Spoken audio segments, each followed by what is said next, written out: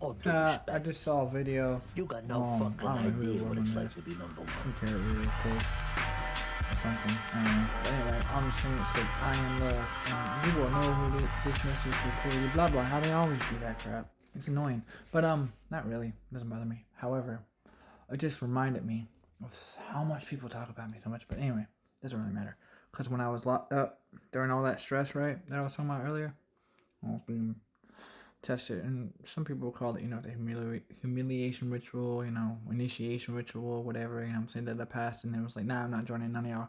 But anyway, during that time, like the dude was harassing me or whatever, and it was like I was going through so much, and instead of like snapping, at some point I just snapped and was like, I am love, and I just started like rapping and fighting all my shadows and stuff, and it's like, I am love, I am love, I am love, I am love.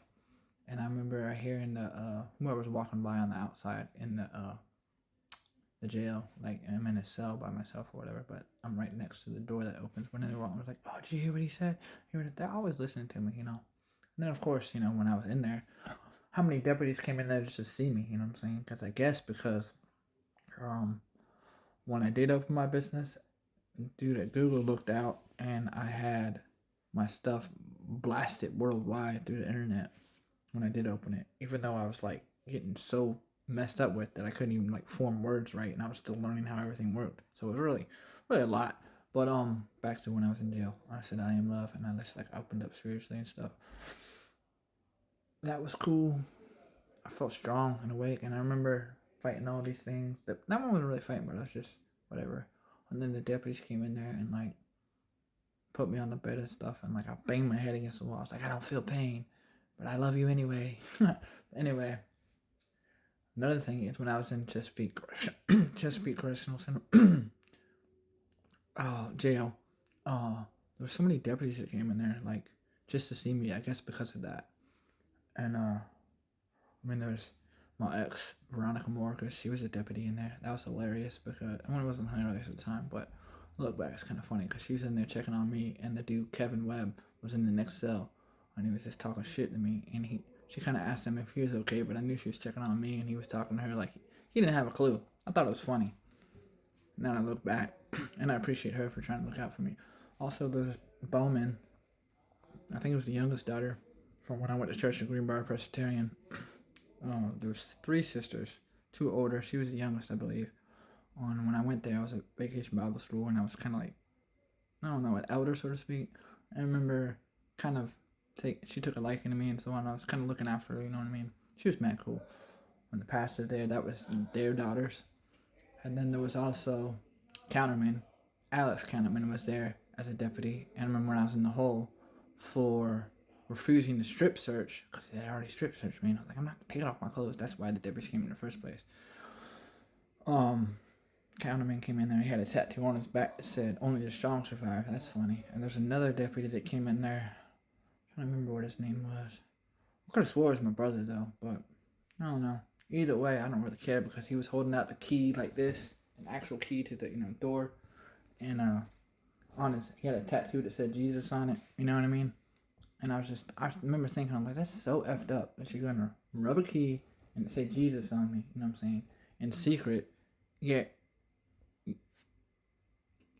why? Like, I understand what I said in a message to Daniel Water, who was by Goose, and as far as other people, when I said, you know, put me in a cave, lock me up, take away the keys, and watch Jesus save me and come back alive and all that stuff.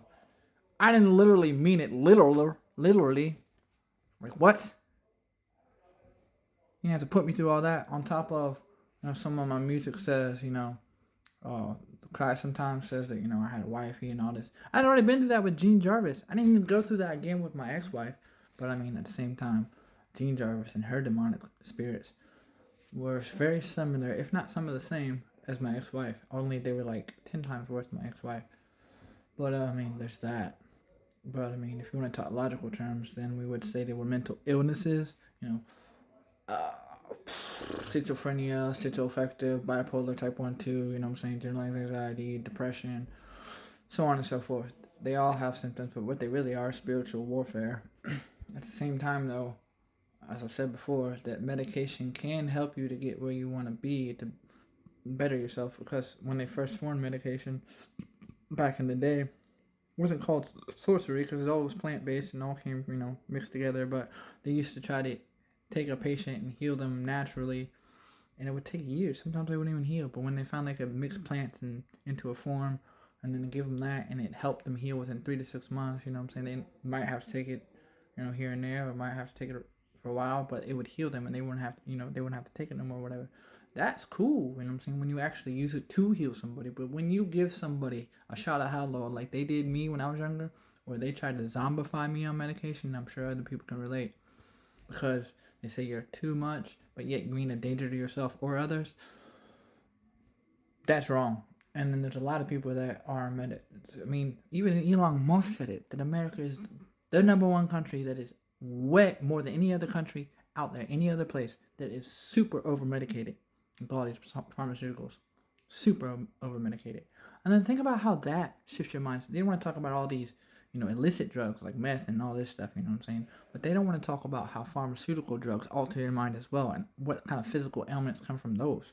Like, in my opinion, the withdrawal from the pharmaceuticals that I had was way worse or way harder to overcome than any type of drug I ever did other than that. Including Ron. And I didn't even know I was on heroin. It just got me on that one. I would never touch that stuff. I didn't even know I did till recently. But that's neither here nor there. I have no desire to do any of that. But the point I'm trying to make is, I guess that, it's all about choice. Is that what the point I'm trying to make? I don't know. I think I lost my train of thought.